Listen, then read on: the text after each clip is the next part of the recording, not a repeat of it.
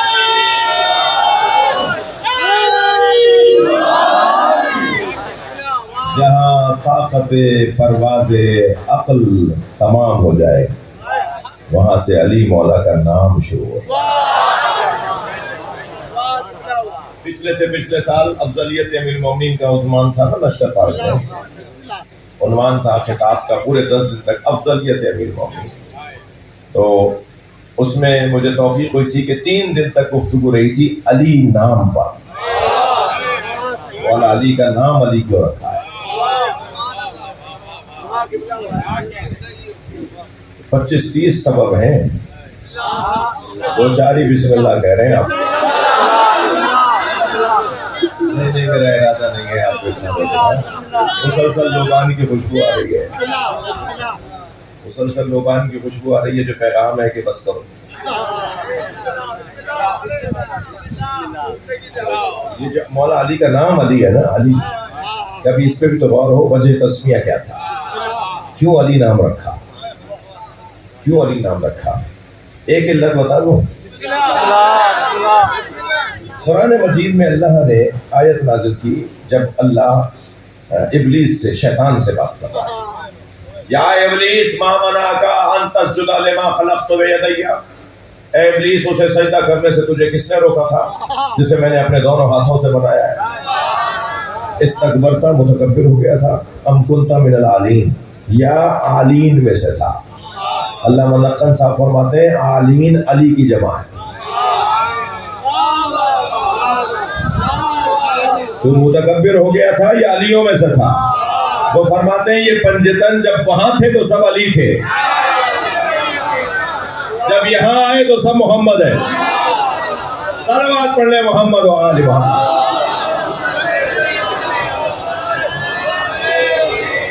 مجھے تو افسوس بعض لوگوں کی عقل پر ہے، اس درجے کا کمال جس علی کا ہو، تم احسان کر رہے ہو اسے چوتھا مان کے۔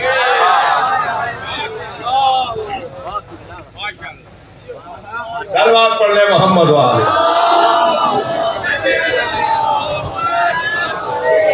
گھبرا رہے ہیں آپ میری باتوں سے،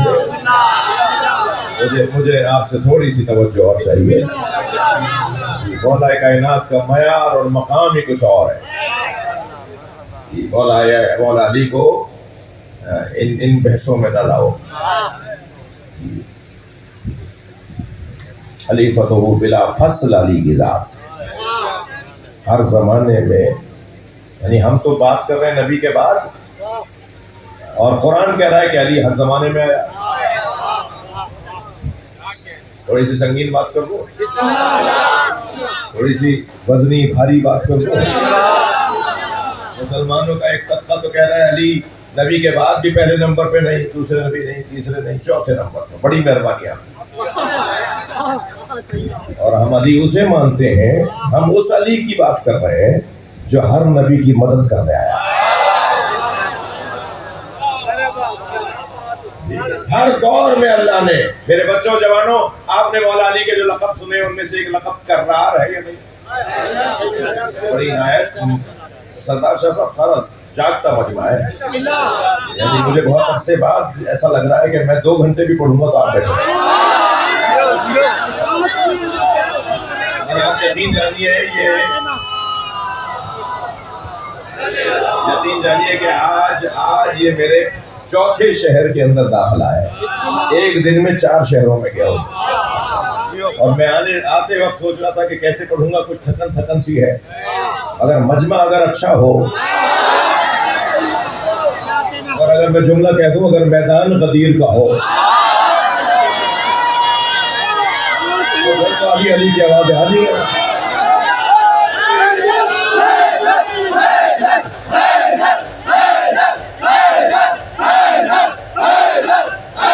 بلند صلوات محمد و آل محمد۔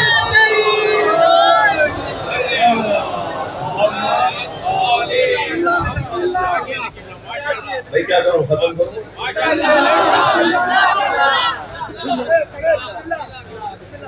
مولا علی کا ایک لقب، اب کیا کریں بھائی، جن کو اٹھنے کا دل کر رہا ہے وہ اب جانے کا رستہ نہیں ہے۔ مولانا تو عجیب سے آدمی ہے بھائی، یہ پوچھ کے مل کر ہو تو پریشان تھے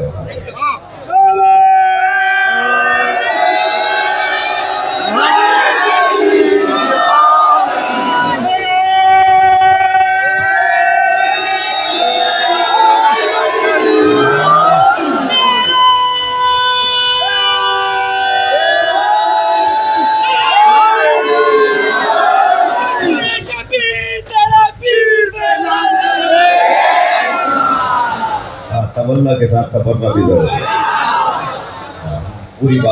پوری بات نہیں ہوتی جب تک تبرہ نہ ہو. تبرہ کا یہی انداز ہے. گالی دینے والے لوگ مہذب نہیں ہوتے. جو پڑھے لکھے لوگ، یہ مہذب لوگ، یہ تہذیب یافتہ لوگ، توجہ ہے نا برا. مولا علی کا ایک لقب کیا بچہ؟ کرار. کرار کا مطلب ہم نے یہ سمجھا کہ جو میدان میں پلٹ کر حملہ کرتا ہو، تکرار سے حملہ کرتا ہو. ایک دفعہ مار کے گیا، یہ سمجھے سے چلا گیا، پھر آ گیا. مارنے آیا، یہ سمجھے چلا گیا مار کر، وہ پھر آ گیا ہو. یا لفظوں میں اگر یوں کہہ دوں کہ جس نے یہاں سے آ کے مارا ہو، یہ وہاں بھاگے ہو، وہ وہاں سے آتا نظر آیا. مثلاً کرار اسے کہتے ہیں جو بار بار کرار تکرار کے خاندان کا لفظ ہے. جو مکرر کے خاندان کا لفظ ہے، یعنی جو مکرر مارتا ہو، بار بار مارتا ہو. مجھے یہ بات سمجھ میں نہیں آتی تھی، تو میں اپنے ایک استاد کی خدمت میں تھا. تو انہوں نے کہا بیٹا کیوں پریشان ہو؟ میں نے کہا جی یہ علی تو پلٹ کر آتا ہی نہیں ہے. علی بھاگنے والے کے پیچھے جاتے ہی نہیں ہے. جو بھاگ رہا ہوتا ہے علی ویسے ہی اس پہ رحم کھاتے ہیں. یہ مجبور ہے اس کے پیچھے کیا جاؤ. شان علی نہیں ہے کہ بھاگتے کو مارے. وہ بھاگ کر یہاں جا رہا ہے، علی سامنے سے آ جائے. تو مجھے یہ بات سمجھ میں نہیں آتی تھی. کرار کا یہ مطلب، کرار تو ہے مولا علی کا لقب، جو کہ نبی نے فرمایا لَأُعْطِيَنَّ رَایَةً غَدًا رَجُلًا كَرَّارًا غَيْرَ فَرَّارٍ. کل میں علم اسے دوں گا جو کرار ہوگا. تو کرار تو نبی نے کہا ہے مولا علی کو. تو کرار تو ہے، مگر کرار کا کیا مطلب ہے؟ میں بہت خود الجھا ہوا تھا. میں نے اپنے استاد سے مسئلے کو حل چاہا. انہوں نے فرمایا بہت واضح بات ہے، کرار کا کیا مطلب ہے. کرار کا مطلب میدان میں پلٹ کے حملہ کرنا نہیں ہے. کرار کا مطلب ہے جو ہر دور میں مکرر آیا ہو. ہاں، جو ہر دور میں پلٹ کر آیا. آدم کے زمانے میں بھی علی، نوح کے زمانے میں بھی علی، ابراہیم علیہ السلام کے زمانے میں بھی علی، موسیٰ علیہ السلام کے زمانے میں بھی علی، اور حضرت عیسیٰ کے زمانے میں بھی علی، اور نبی کے ساتھ بھی علی، اور حسن بھی علی، اور حسین بھی علی، اور مہدی بھی علی.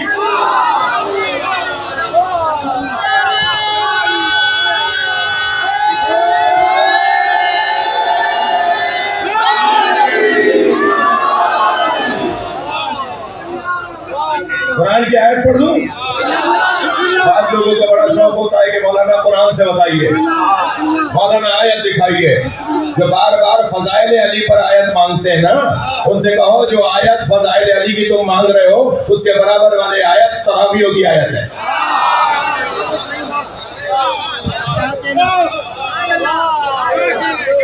ہم بھی پوچھنا شروع کر دیں، کہ یہ کہاں لکھا ہوا ہے قرآن؟ ہم بھی پوچھنا شروع کرتے ہیں. قرآن کی آیت پڑھ دوں؟ وَأَيَّدْنَاهُ بِرُوحِ الْقُدُسِ. ہم نے نبی کو، عیسیٰ کو، یحییٰ کو، حضرت عیسیٰ کے لیے آیا ہے، اور ہم نے ان کی مدد کی ہے روح القدس کے ذریعے. پھر آیت آئی ہے کہ ہم نے نبیوں کی مدد کی ہے روح القدس کے ذریعے. روح القدس لیس بملک. روح القدس فرشتہ نہیں ہے. روح القدس اللہ نہیں ہے. جب روح القدس فرشتہ بھی نہیں ہے، اللہ بھی نہیں ہے، تو کون ہے؟ جو نبیوں کی مدد کرنے آئے اس روح القدس کو علی کہتے ہیں.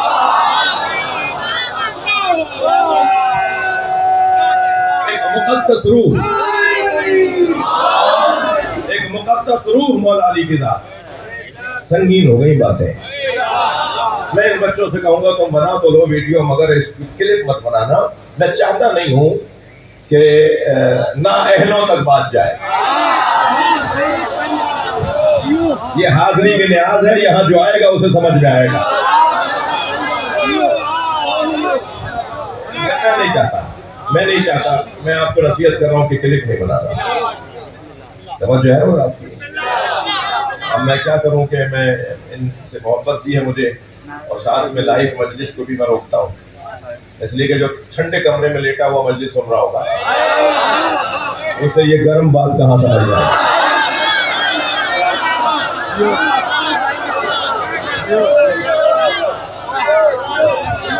میں تو حاضری کی نیاز کا قائل ہوں. نیاز کھانی ہے نا تو حاضر ہو کے کھاؤ.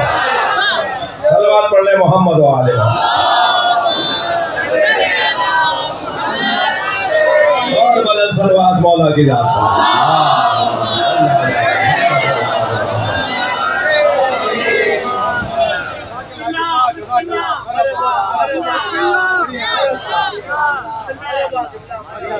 نبی نے فیصلہ سنا دیا کہ میرے بعد میرے علی کو یاد رکھنا، میرے علی کو بھلانا نہیں.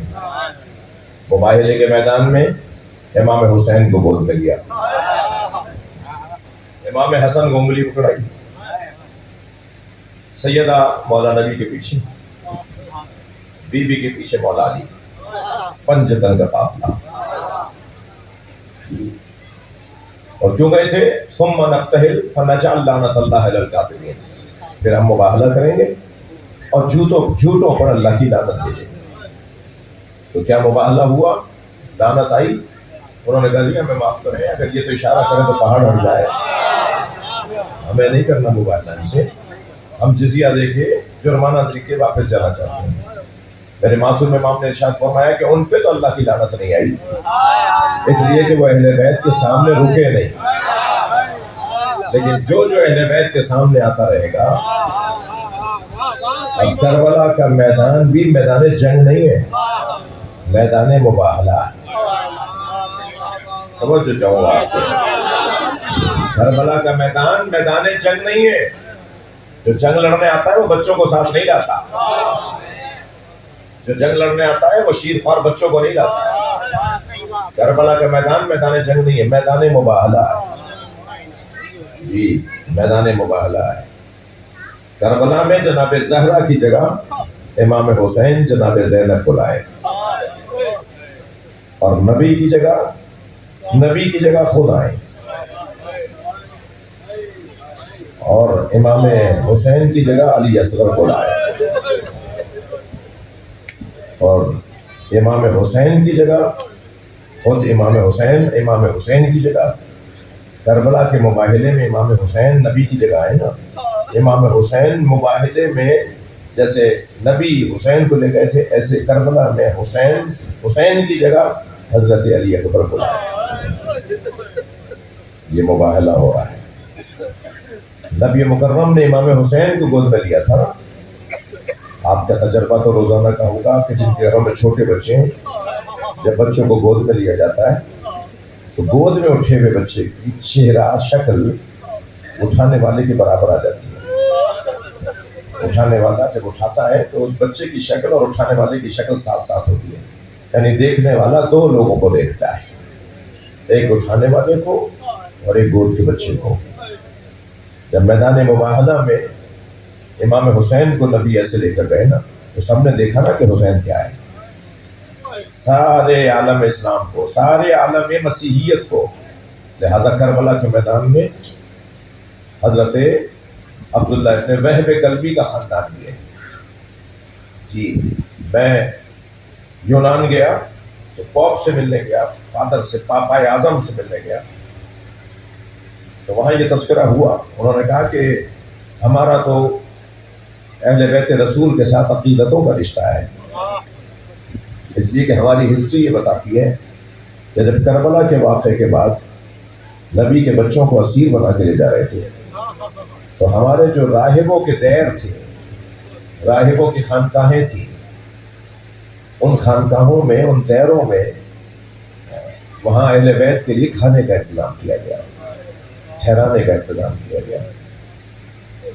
تو عزیزو، مسیحیوں نے تو دیکھ لیا تھا نا کہ حسین کا چہرہ نبی کے چہرے کا ساتھ، تو انہوں نے مباہلے میں جو واپس گئے تو پھر انہوں نے اہل بیت کی دشمنی میں کبھی قدم نہیں اٹھایا. اور آپ دیکھیے جب مولا حسین کا نواں بیٹا امام زمانہ آئے گا نا تو حضرت عیسیٰ ان کے پیچھے نماز پڑھیں گے اور سب سے پہلے دنیا کے مسیحی مسلمان ہوں گے.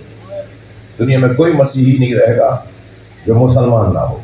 وہ حضرت عیسیٰ کی وجہ سے سب مسلمان ہو جائیں گے اور پھر کچھ عرصے کے بعد سارے یہودی مسلمان ہو جائیں گے.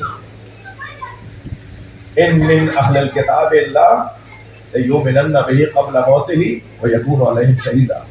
کوئی اہل کتاب یہودی اور عیسائی نہیں رہے گا مگر یہ کہ مرنے سے پہلے وہ مسلمان مومن ہو کے مرے گا. یہ قرآن کہہ رہا ہے. وہ کب مومن ہوگا؟ جب حضرت امام مہدی کے پیچھے حضرت عیسیٰ کھڑے ہوں گے تو ساری دنیا کے غیر مسلم مسلمان ہو جائیں گے. تو پہلے بھی مباہلے کی صورت میں مسلمانوں کا اسلام کا دفاع پنجتن نے کیا. آخر میں دنیا کے اختتام پر بھی امام زمانہ کی وجہ سے سب مسلمان ہوں گے, سب مومن بنیں گے. تو اول سے آخر تک سارا کام نبی اور نبی کے گھر کا ہے. سارا کام نبی اور نبی کے گھر کا ہے. کربلا کے میدان میں امام حسین مباہلہ کرنے آ رہے ہیں اور مباہلے میں گود میں ایک 6 مہینے کے بچے بلا رہے ہیں. اجرکم اللہ. آمادہ ہو رہے ہیں آپ رونے کے لیے؟ رونے والوں, عزاداروں, کربلا کے میدان میں امام نے صبح سے عصر تک لاشیں بہت اٹھائیں. سنیں گے میرے مولا نے 92 لاشیں اٹھائے. صبح سے عصر تک 92 لاشیں اٹھائے. کسی غلام کا لاشا بھی کسی کو اٹھانے نہیں دیا. جب کوئی بڑھ کے کہتا تھا نا مولا یہ غلام ہے تو فرماتے تھے یہ میرا مہمان ہے, یعنی میری محبت میں یہاں آیا ہے, میرے ساتھ تعلق ہے تبھی آیا ہے. امام اس کا لاشا اٹھا کے لے آتے تھے. حتیٰ جب حر نے اپنے بیٹے کا لاشا پایا, قریب پہنچا تو کیا دیکھا, حسین لاشا اٹھا چکے. امام سے بڑھ کر کہنے لگا یہ غلام زادہ ہے, میں آپ کا غلام ہوں, یہ غلام زادہ ہے, یہ آپ کے غلام کا بیٹا ہے. حضرت نے فرمایا یہ میرا مہمان ہے. اور سنو حر, جوان کی میت باپ نہیں اٹھاتا, جوان بیٹے کی میت باپ نہیں اٹھاتا. عزاداروں ماتم اسی چیز کا ہے. جس حسین نے حر کو بڑے جوان بیٹے کی میت نہیں اٹھانے دی, اس حسین نے جب علی اکبر کا لاشا اٹھایا تو میدان کربلا میں کوئی نہیں تھا جو یہ کہتا. جب لاشا اٹھا لیا علی اکبر کا تو برابر میں سے ایک بہن کی آواز آئی. مڑ کر دیکھا تو جناب زینب کھڑی تھی. آواز دے کر کہا بھائی اسے میں نے پالا تھا, لاشا بھی میں اٹھاؤں. اس بچے کو, اس جوان کو تمہاری بہن زینب نے پالا تھا. تو لاشیں عزاداروں امام حسین نے بہت اٹھائے, مگر عزاداروں 4 لاشوں پہ حسین بہت روئے. سنیں گے جن کے مذہب میں رونا جائز ہے وہ اپنی آوازوں کو آزاد کریں گے. میں لاشوں کے نام بتا رہا ہوں. جس لاشے کو اٹھا کر حسین بہت روئے ان میں پہلا لاشا قاسم کا لاشا. اجرکم اللہ, اجرکم اللہ. آپ کی آوازیں بلند ہو رہی ہیں, اللہ آپ کو کوئی غم نہ دے سوائے غم اہل بیت میں. ہمیں رونے اور رلانے والوں کا قرار دے. پہلا لاشا جو امام حسین نے اٹھایا جس پہ بہت روئے وہ حضرت قاسم ابن حسن کا لاشا ہے. دوسرا لاشا علی اکبر کا لاشا ہے. اجرکم اللہ. سنیں گے عزاداروں, سینے سے برچی کا پھل نکالنے لگے نا تو علی اکبر نے ایڑیاں رگڑنا شروع کی. اور جب برچی کا پھل نکلا تو آواز دی نانا آئیے اپنے ساتھ ابراہیم کو ملائیے, میں اپنے اسماعیل کو ذبح کر رہا ہوں. یہ دوسرا لاشا ہے جس پر امام نے بہت گریہ کیا. تیسرا لاشا عباس کا لاشا, جس لاشے پہ پہنچتے ہوئے کمر پکڑ لی. الان ان کا سنا ظہری, عباس تمہارے جانے سے میری کمر ٹوٹ گئی. عزاداروں سن لیا آپ نے. چوتھا لاشا جس پر روئے ہیں بہت وہ چھوٹا بہت تھا, مگر اس لاشے کو حسین اٹھا نہیں پا رہے تھے. کبھی آگے جاتے تھے انا للہ. اجرکم اللہ. اپنی آوازوں کو آزاد کریں گے. جن کی آنکھوں میں آنسو آ رہے ہیں پرسہ دیں گے. ابھی کچھ دیر کے بعد آپ ایک جھولے کی زیارت کریں گے. کربلا کے میدان میں یہ جھولا بچ نہیں سکا. ہاں یہ جھولا بچ نہیں سکا. شام غریبہ میں ایک ماں تھی جو جھولے کی جلی ہوئی لکڑیوں کو جمع کر رہی. اجرکم اللہ, اجرکم اللہ. جنہیں اللہ نے اولاد نہیں دی ہے وہ جھولے کو دیکھ کر منت ضرور مانے, حضرت علی اصغر کا صدقہ ضرور مانگے. عزاداروں یہ چھوٹا سا بچہ امام حسین پانی پلانے لے گئے. مجلس میں بچے آئے ہوئے ہیں نا, جب آپ اپنے گھر میں بچوں کے لیے, اپنے بچوں کے لیے چیزیں لے جاتے ہیں نا, گھر میں 4 بچے ہیں, آپ نے چیزیں خریدی کہ گھر اکیلا جا رہا ہوں, خالی لے جاؤں گا, چیزیں لے کے جاؤں گا, تو سب سے پہلے آپ کسے دیتے ہیں؟ چھوٹے بچے کو دے دو نا، جو بچوں میں سب سے چھوٹا ہوتا ہے.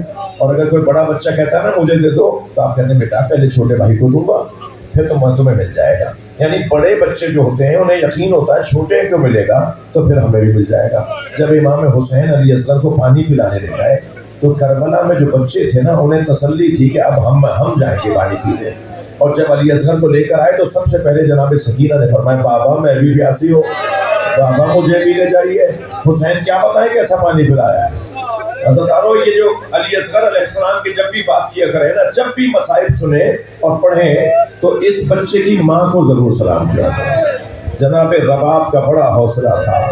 2 ہی کمائیاں تھیں جناب رباب کے پاس، ایک سکینہ ایک علی اصغر. ایک کو زندان شام میں چھوڑ کر آ گئی، ایک کو اجلا سا کرتا پہنا کر امام حسین کی گود میں دے دیا، بالوں میں کنگھی کی، آنکھوں میں سرما دیا اور امام کی گود میں دیتے ہوئے پیشانی کا بوسہ دیا اور ایک جملہ فرمایا، اے علی اصغر اگر جنت میں دادی زہرا نے پوچھا کہ تمہاری ماں نے تمہارا منہ کیوں نہیں دھلایا تو کہہ دینا میری ماں کے پاس پلانے کو پانی نہیں تھا.